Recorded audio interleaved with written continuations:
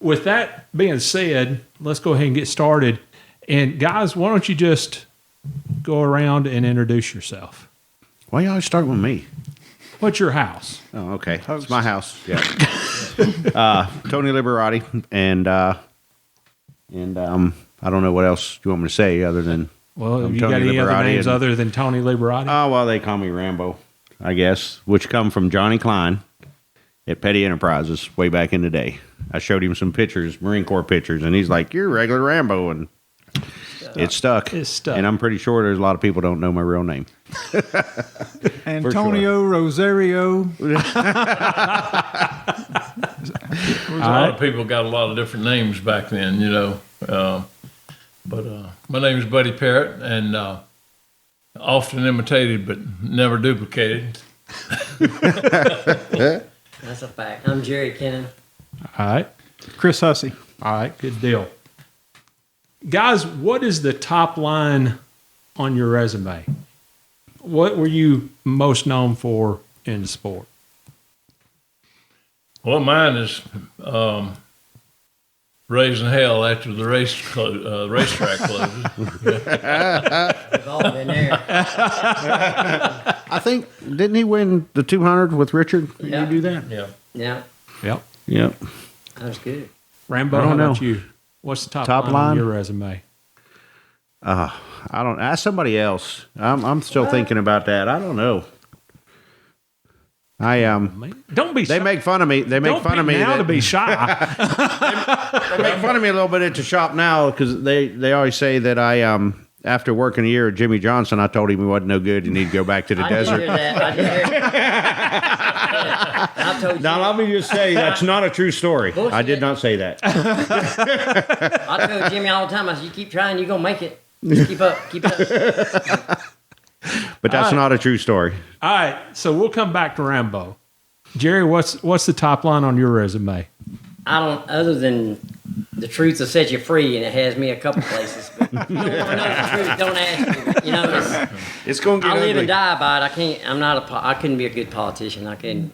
If somebody asks me, I'm going to tell them. It darn sure ain't the carburetor, is it? It ain't a carburetor. You can get it, yeah. One thing was for sure. Yeah, that was a big day. Let me ask you this. You worked with a car at one point and a driver at one point who drove a white car with a couple of zeros on the side. Correct. And I think it was sponsored by some Thomas Brothers. kind of ham company. Thomas Brothers Country Ham. Ham car. Correct. All right, so go ahead No and ham car. tell me who you work for. Sam Ard, and then Jimmy Hensey drove after Sam got injured, and then Brett Bodine for a couple of years, and then everybody kind of parted ways. Howard kept racing, and it just kind of fizzled out. Racing kind of changed, and he kind of got away from it. Now, when did you start with that car? 82. 82. So you started the first year of what was Actually, I then known started as... in July. Okay.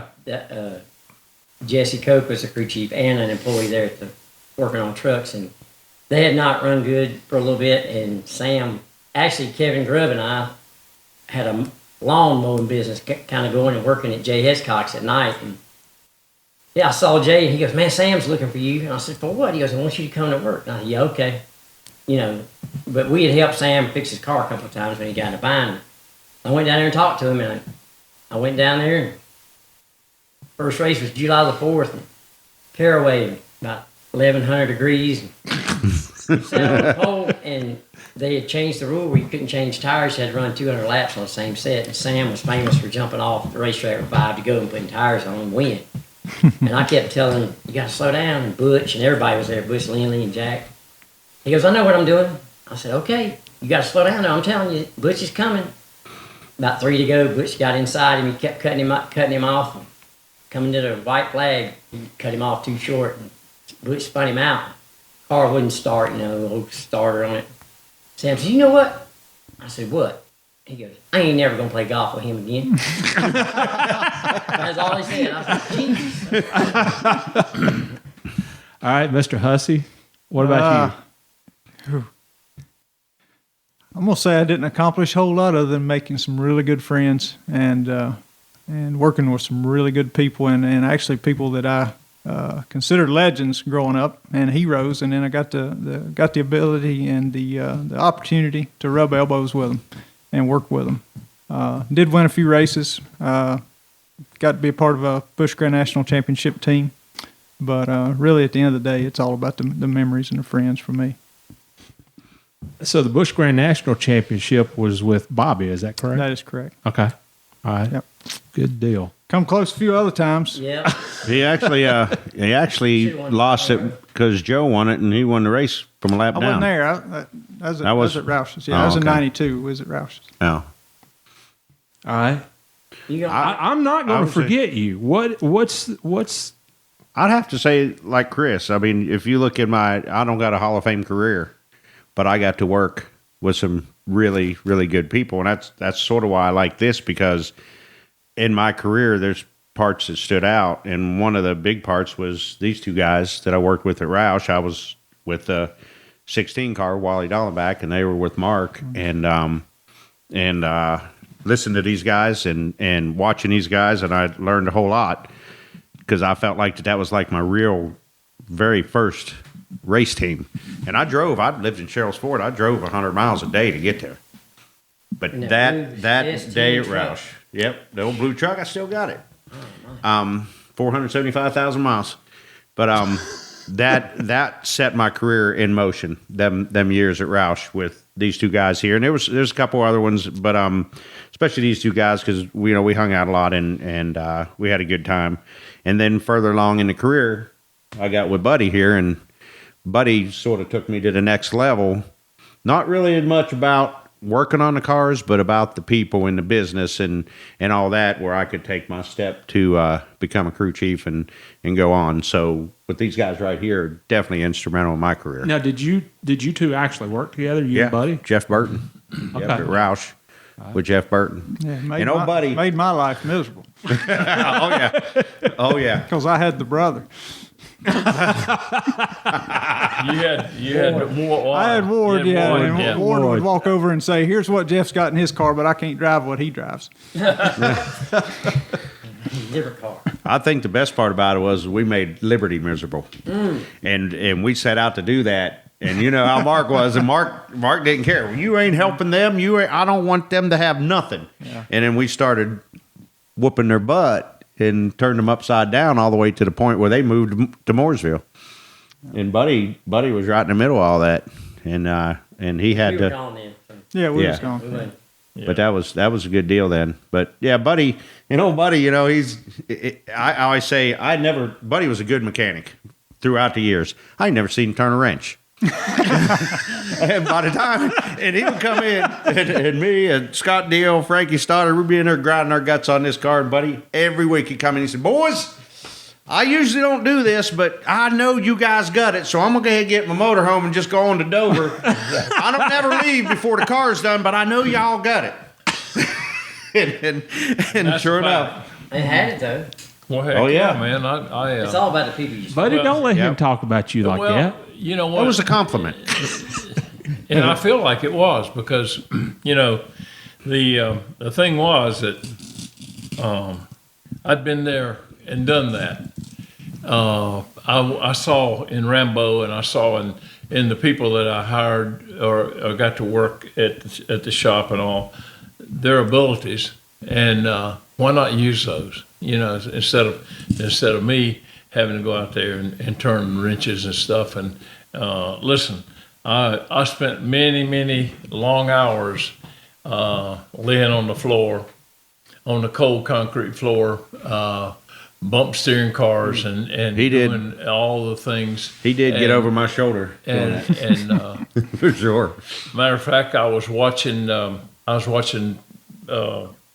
Everham's deal, and the guy was out there in the sun, and he had a bump steer gauge going. I said, "Now that's racing right there, boys." That's right.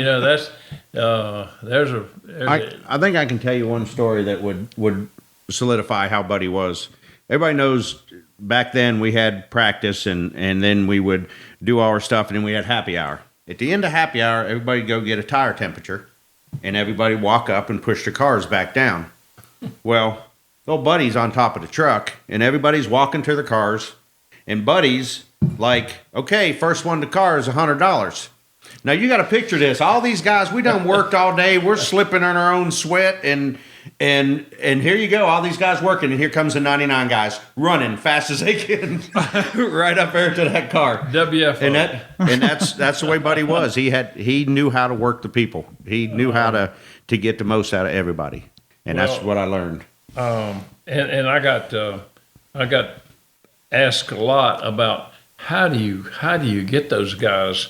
How do you get them so revved up and do what they do? Rambo and Scott Stoddard Deal, racing and Scott Frankie. Deal and all those guys. How do you do it? I said, boys, $100 bills.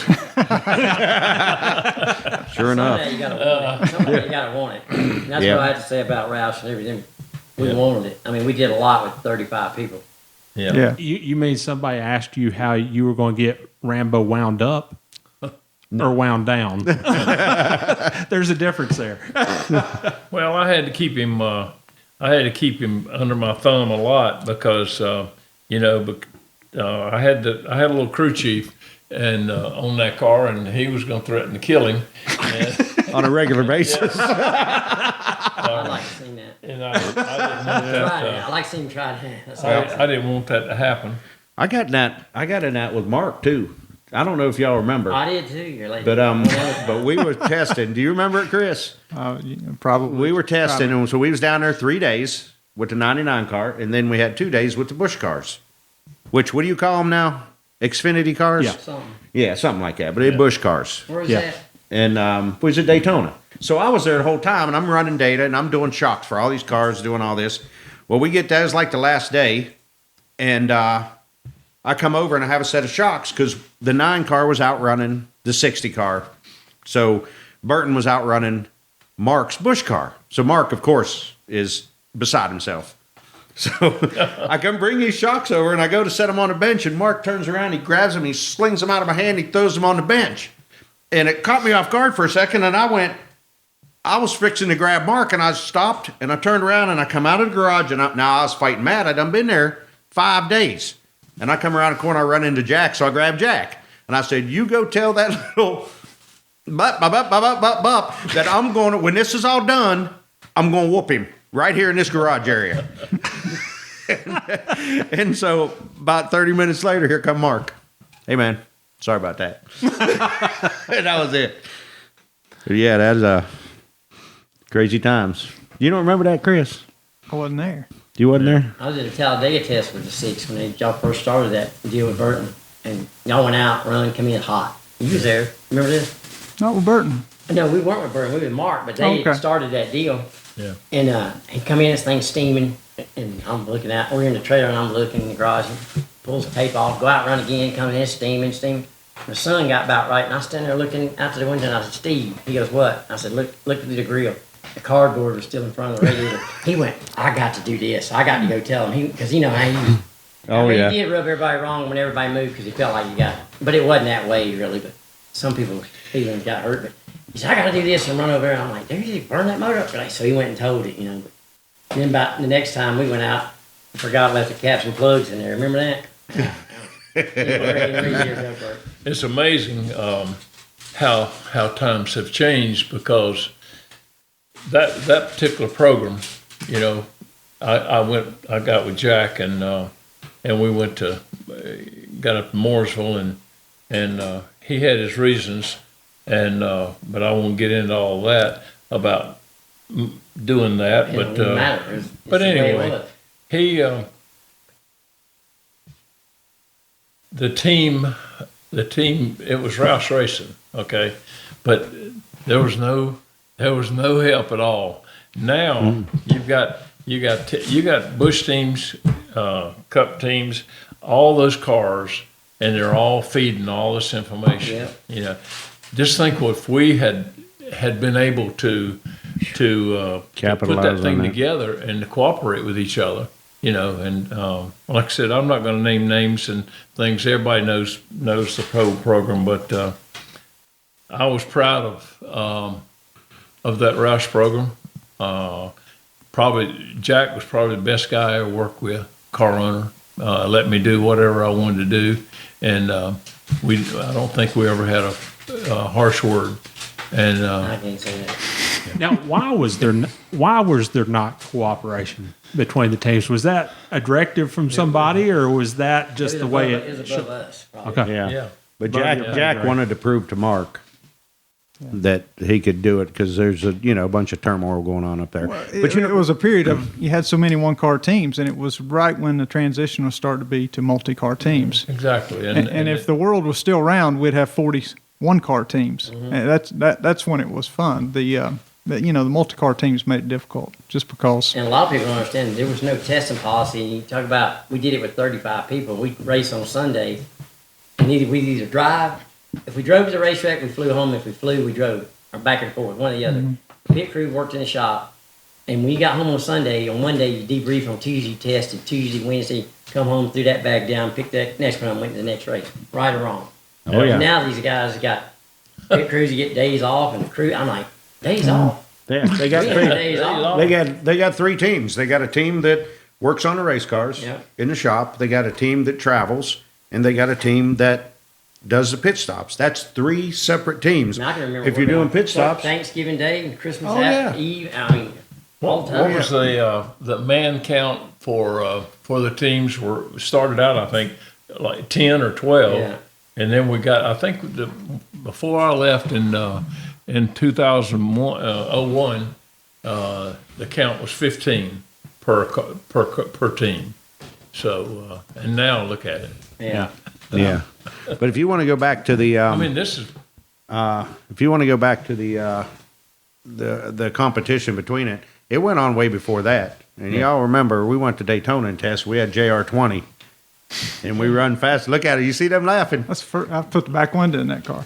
And we had thing I did at Rouse's. We had JR20, and we brought that thing home because it was all primered, and they painted that thing blue, and it had a 6 on it. Yeah. When we went back to Daytona, that's just the way it was. Yeah, Mark called his shots. yeah. It's like we built 2 cars when I came back and was helping Ted. Went to Charlotte and it's both in primer. Mark went out and ran like a, 30, 50 in his car, primer. Ted went out and ran like a lot slower. And he goes, go get Mark, put him in there. And Buddy Foss goes, here's these half a second rags. And puts him in the seat and goes, Mark goes, I can't reach the pedal good and the belts don't fit. I'll just shake it down. Didn't change tires. And he ran a 30, 45. And he come in and goes, Jerry. I said, what? He goes, you get home, paint this thing red, white, and blue. We can change the right front shock and I can sit on the pole. Okay. Yep. And he Some would. of that turmoil was Mark, created by him. Mark did that with Wally.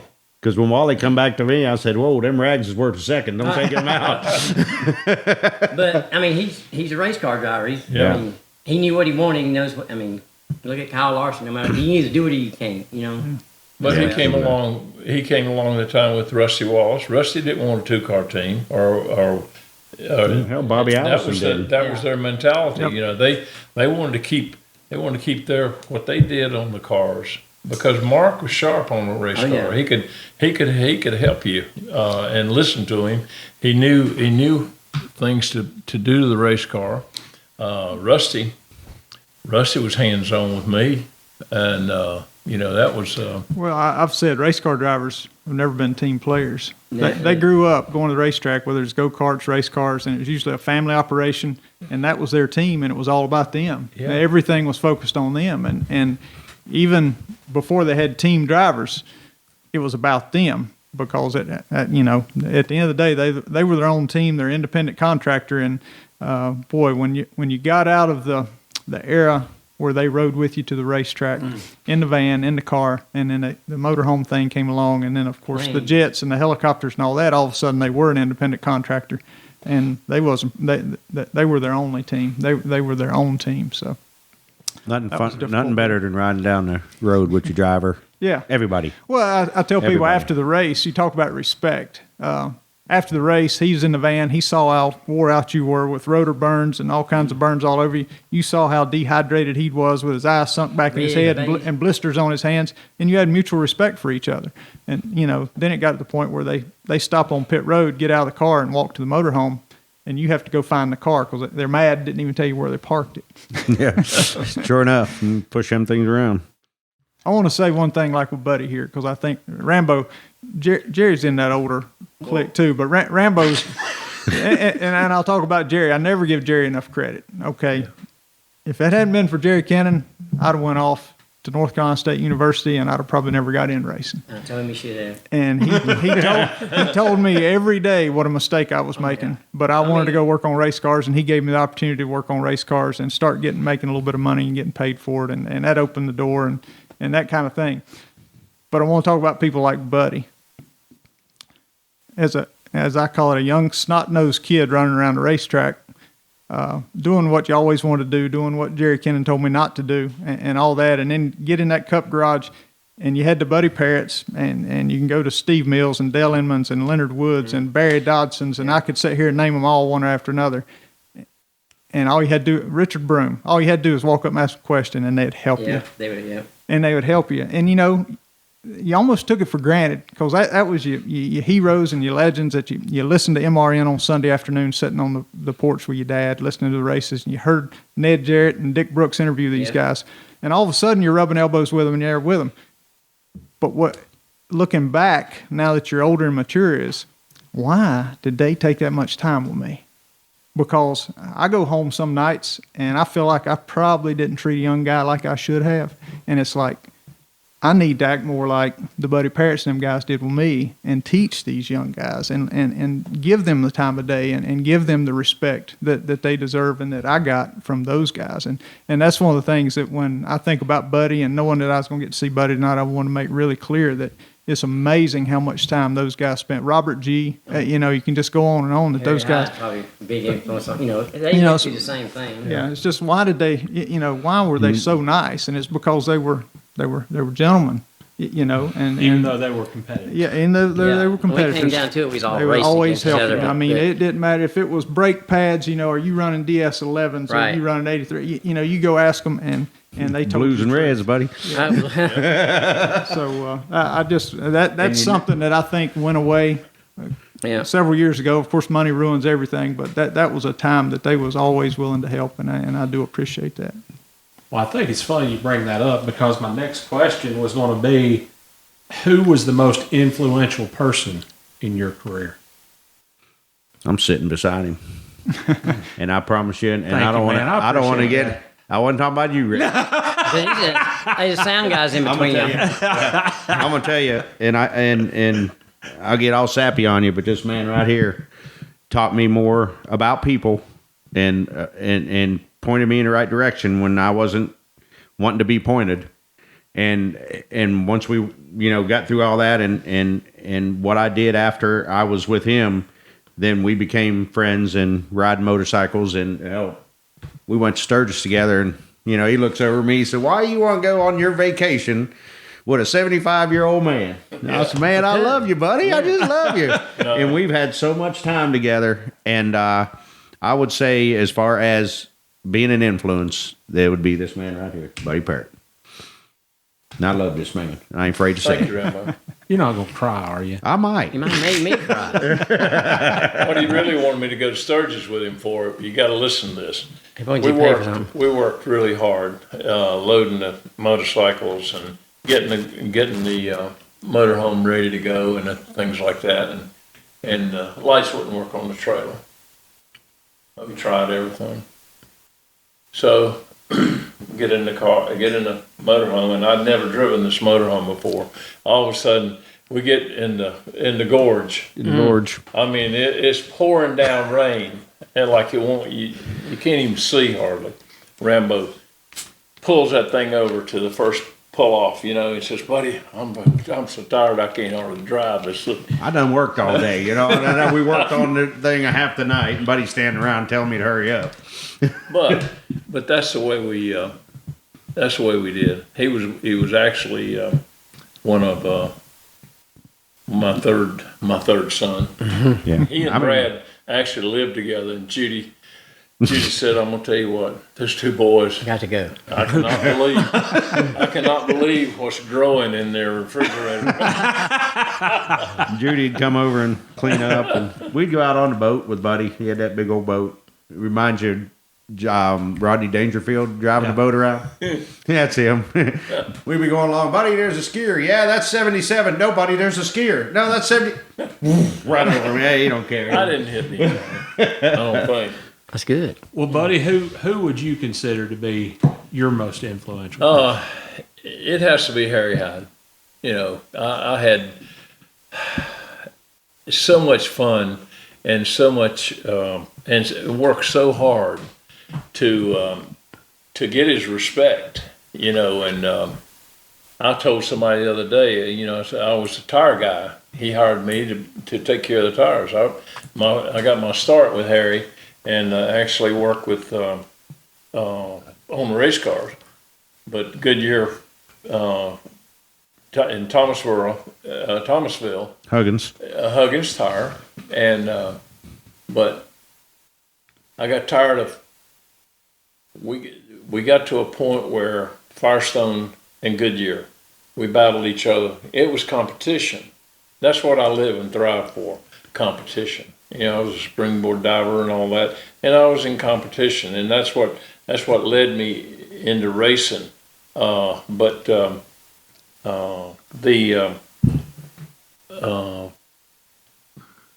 about lost my chain of thought here.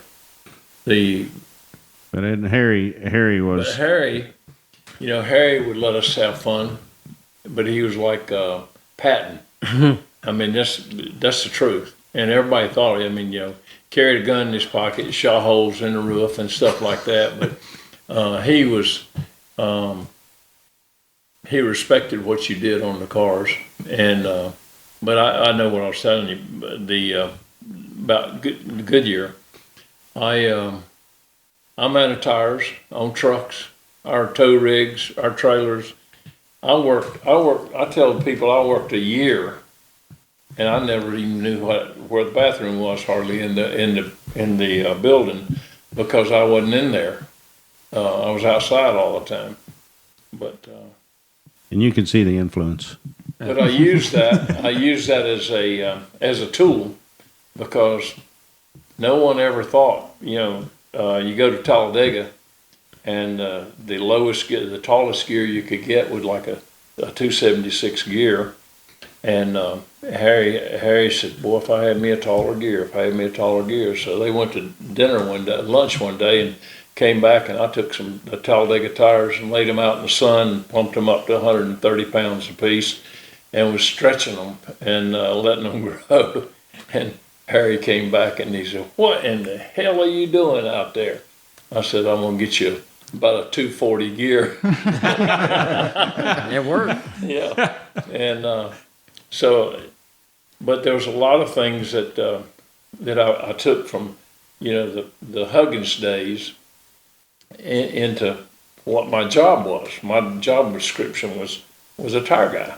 And but Harry, I asked him anything, and he'd tell me, and he'd even show me setup cards and cards, and tell me index cards. Yeah, index, yeah, 3x5. Right there in his pocket. Carried them right here. A whole and kept his pills in a cigar tube. And I still got a box of those things that was setups. Wow. For those Dodges, cool. And I'll keep them too. I still got that notebook. Wow. Wow. But that's the way we did, and but we rode together, like you guys said. We you lived together. I got to ride in the station wagon, the yellow station wagon. He and Harry and I. Harry Lee was his son, and he's scared to death to let Harry Lee drive because he'd go to sleep. But he always let me drive the car, and but we had a lot of conversation, time to talk and discuss things. And but I had a lot of good drivers, you know, go through there with Isaac and Buddy Baker, and Dave Marcus. I even went to Pikes Peak, Colorado, with my great friend Bobby Unser, who just passed away. Mm-hmm. And I remember the day. But that Harry passed away. If these guys could just have just a little bit of what we had, I think this racing thing would be so much better.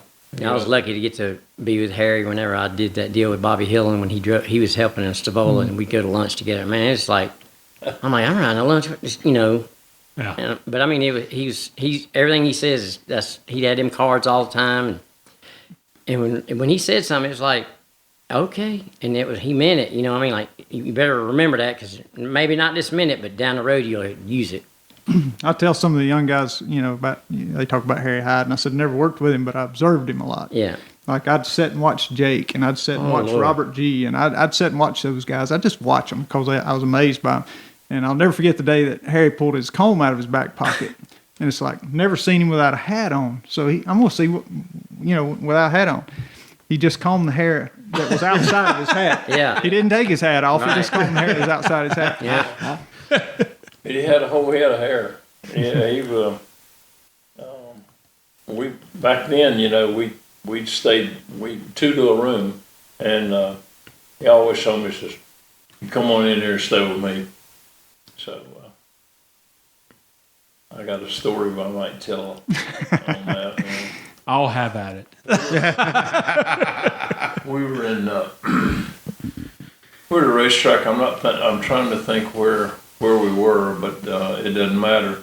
But anyway, we were in the bar, and we came out, and there were a group of guys that I think it's California, because that naval base or something's out there, and so these about 4 or 5 guys were sitting there, and the wise asked me, I said, "Well, I'm gonna sleep good tonight. The Boy Scouts are on duty." And they just got out of boot camp, and so they followed me right out the door. And I wound up, I got through about 2 or 3 of them, but I finally got my ass out of there. And I ran to the room and I knocked on the door, and Harry had the key. He got up and said, "What's wrong with that?" I said, "Hide me, man." So Harry's got his home shorts on, what do you call them, old men? Boxers. And, Yeah. Anyway, so I'm hiding in the bathroom, and the cops come up there and beating on the door and everything. And Harry come in, Harry got his glasses, opened my door, and said, "What the hell's going on here?" It just makes a great big scene, and it scared the cops a little bit, that we're looking for a guy. Well, you look in here, you see anybody but me in my shorts. So that was a story that'll always stick in my mind. And I had a pair of bib overalls cut off. Well, I didn't have them cut off, but Harry took his pocket knife and cut the legs off. And so I called those my North Carolina bikini, and I would put on diving exhibitions. And that was, like I said, that was my sport. And he got the biggest kick out of that. And, I did it. I said, "Man, I don't want to do this again." But I'd fall and do clown diving and stuff and crazy stuff around the pool. Why don't you tell them about when you jumped off the motel roof? Well, I don't have to go into all that. I know some else that did I that. think that was Rockingham, wasn't it? No, that was in Darlington? Atlanta, in Griffin, Georgia. Yeah. Yeah, that was a New day. That was a scary moment that I did that. But then I left my glasses and my shoes and everything on the roof, so I had to go climb back up there and get my glasses and my shoes and hand them down to this guy. And so I went back to try to get off the roof, and it scared me because I had to go down in this rail. I said, "I'm falling onto the ground there." So I just turned around and did it again. went off again. And Buddy Baker was in his room, and he came out, and Buddy was a big dresser, and he said it scared me so bad I couldn't even go to dinner that night.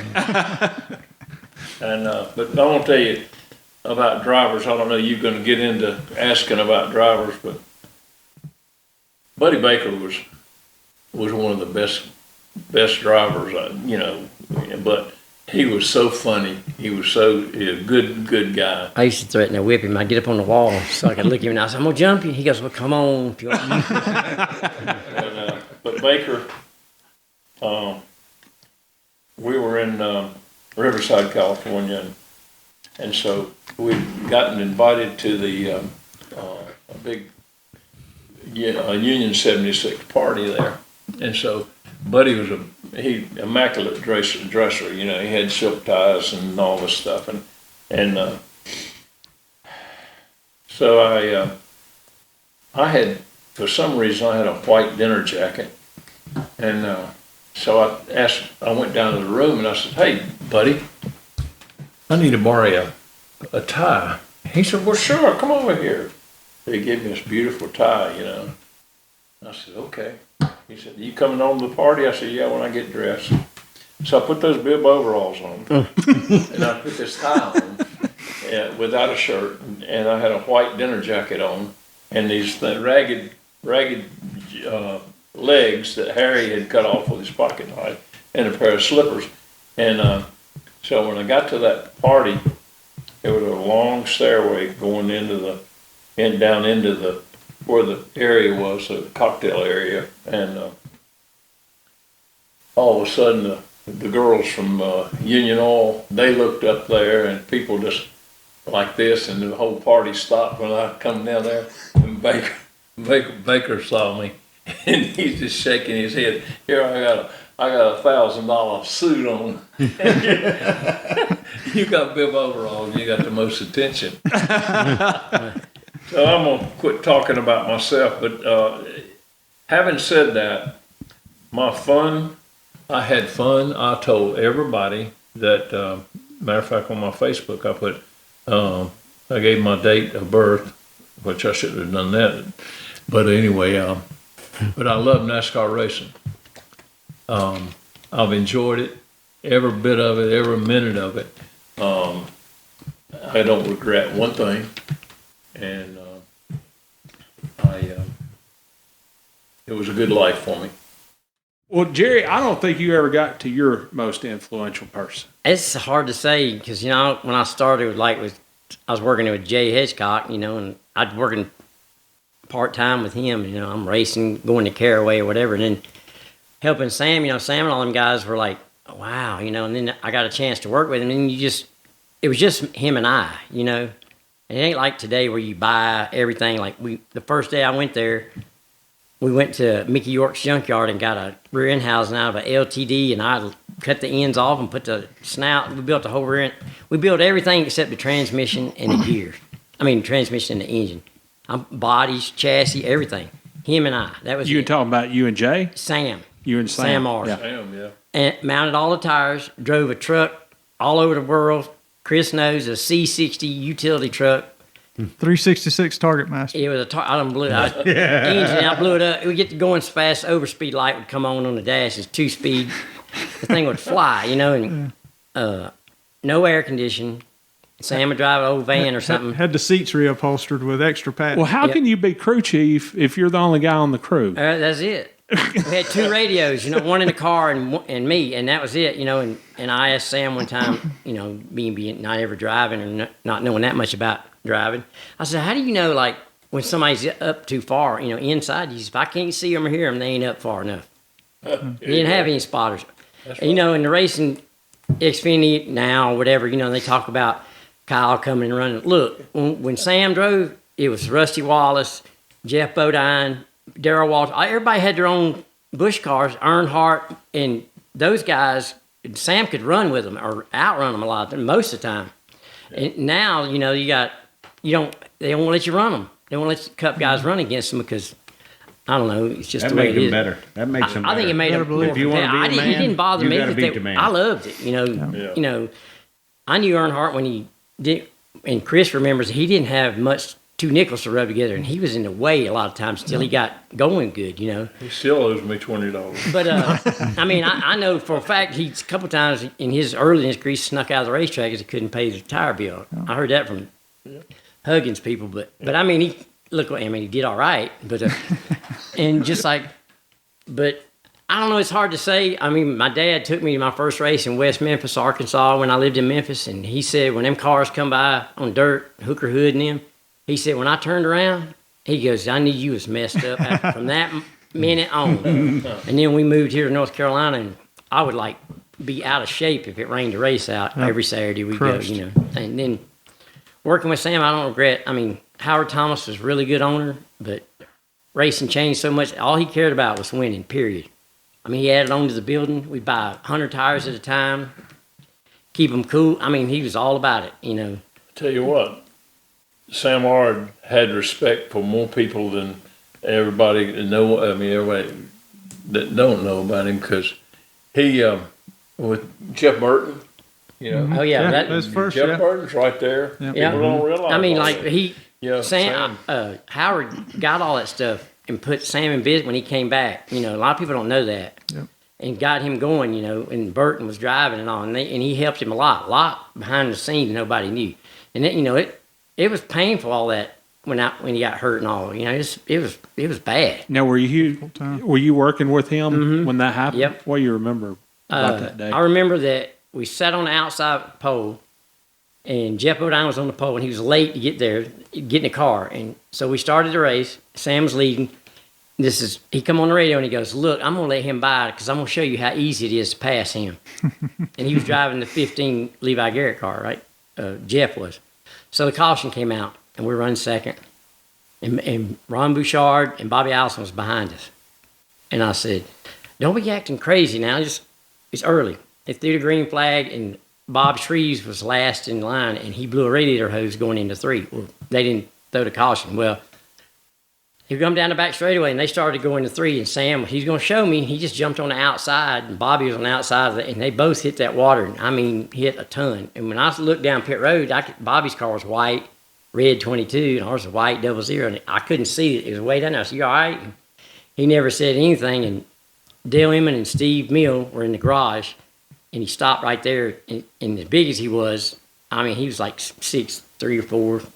His head was under the dash, and they hopped over the fence. The motor was hung wide open. They shut it off, you know. And it took a while, you know, to get over that. But it was a tough time, real tough for me. Maybe 20-some years old, I have to load that thing up and, with help and get home. Chris, his young, he started helping me, and I say, "Quit tightening stuff so tight." And I don't know how many bolts he broke off, and I'm like, "Come on, man!" But he was. You know, I go watch him play Legion ball, and I'm like, "Man, you should go do this. This is hard." "No, I'm gonna do this." "Okay." Yeah. So where did you work with him at? And Thomas Brothers. He was right out of high school. Yeah. I did not realize. I graduated high school, and I was at RTC and taking a machinist course. And Jerry, I'd go up there and work for free, but Jerry cut me a deal with Howard, and Howard paid me cash money. Yeah. And, you know, boy, ain't nothing better than cash money, and especially as an 18-year-old kid. And, of course, jumped in the truck with him, and we went to Indianapolis Raceway Park, and we went to Milwaukee, and we went, and, man, I was seeing the country at 18 years old on somebody else's dollar and just tickled to death. Yeah. And so, don't mean to hijack. Lid fell on my fingers. Yeah.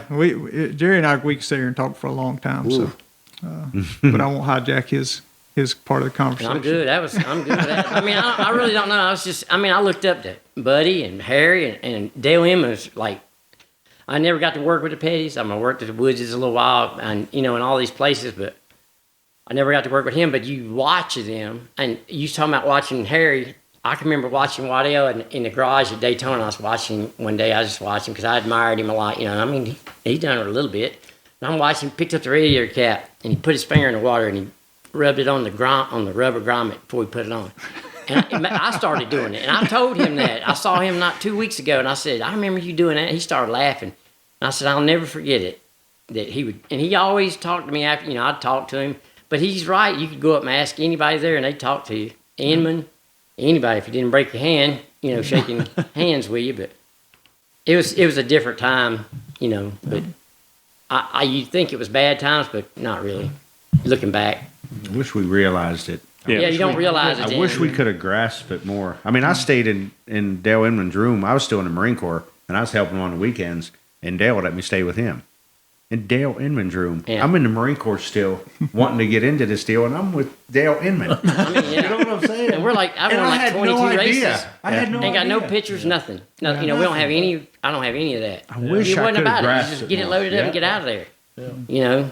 That's right. I mean, just all the people that we've been around, and like Chris said, all these guys that you talked to them, and they never had a clue, never realized what was going on around us.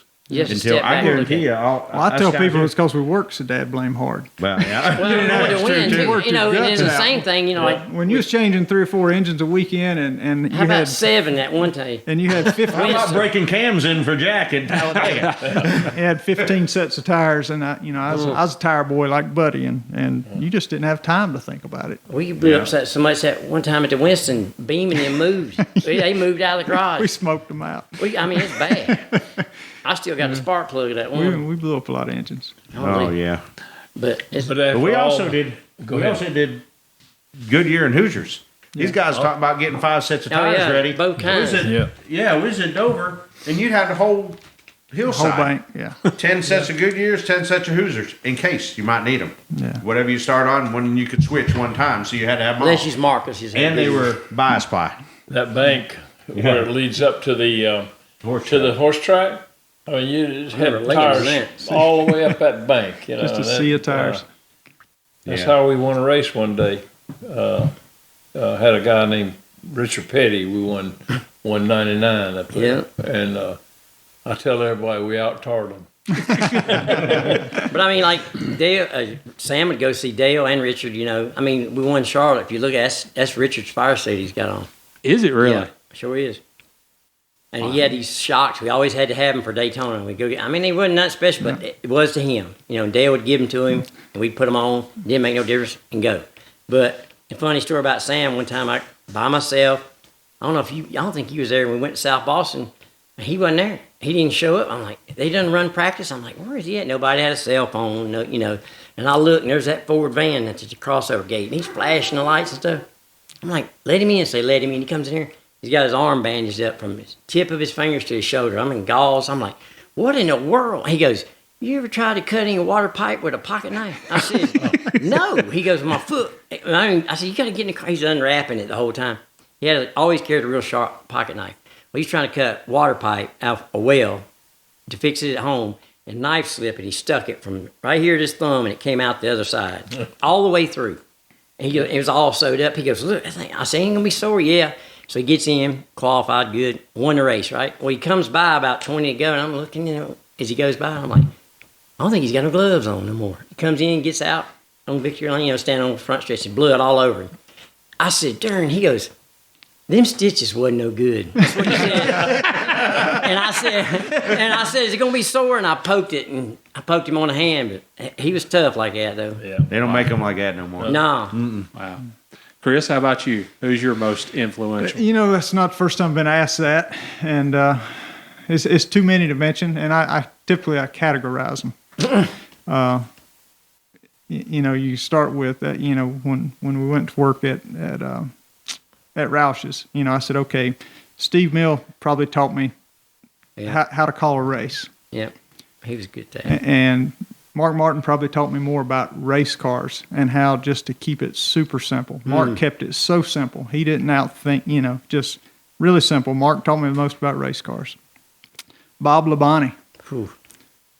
Bob Down. And Bob would be proud if I said this, but he taught me as much about how to treat people as how not to treat people. Yeah. You know, and Bob was big, but you know, so I you know, back to each one, you know, racing, calling a race cars and all that. But as I said earlier, and I don't want to get all sappy like Rambo over there, but Jerry Kennon taught me a little bit about all of it, and as much about life. You know, I was talking about 18 years old and riding up down the highways and seeing things as a kid. And What was the age difference? How much older? 10 were you? years. 10 Yeah, years. We talked about that the other But day. yeah, we touch on that every birthday. Yeah. And because I remember when he was really old, but I he's just not had so old one. now. Man, and he said, man, you're going to be da-da-da. And I said, yeah, and you're going to be da. He went, oh, I ain't never thought about that. I But said, yeah. We you know, even going to Roush's and then Highline Racing when I helped them down there, we spent a lot of time together and got a lot of war stories. And but I was younger, so I was, you know, he was teaching me things that he had already learned the hard way, and a lot of it had to do about racing, but a whole lot of it had to do about life too. So if there's the most influential person overall, it would be Jerry Man, Kennon. you're going to make me cry. You're not even going to mention your father-in-law? Come on, man. Well, he's my father-in-law. That's a different. You get that yard mowed? Yeah, I never. I got to hope it gets a mow. At the end of the day, that has nothing about racing, because anything he's ever told me about racing, he'd say, "Now you can't tell anybody, and you can't talk in your sleep." Yeah. So Steve I Mills just talking don't to talk sleep. about He it. said the toe at the end of the bed. All right, throw it in, throw it in. What's wrong with you, man? But no, That's true. And I'll say it, even as a old hard ass as Dale is, he's been great to me. Mm-hmm. Only thing I tell people, he's only ever gotten on to me one time, and that's when I was working at Bill Davis's. Obviously, he was working at Petty Enterprises. He has a huge yard lawn. And we were off testing somewhere, and the Petties were off testing somewhere, and my mother-in-law, Mary, decided to mow that whole approximately 7 acres with a push mower in the dead of summer.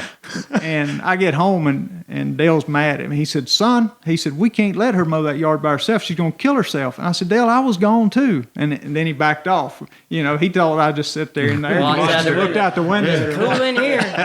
Go, Mary. I tell people that's the only time I ever remember him getting on to me. But he's been good to me, and I'm sure that without knowing it, he's probably opened some doors for me and helped me, but he would never let me know it. He helped that day when we won Charlotte. He was up there in our pits, and I'll never forget, after the last pit stop, he goes, I'm leaving. I said, why? He goes, it's going to get big here in a minute. I said, what? He goes, it's going to get big. He goes, you got them covered bad. He said, I'm just here for like moral support.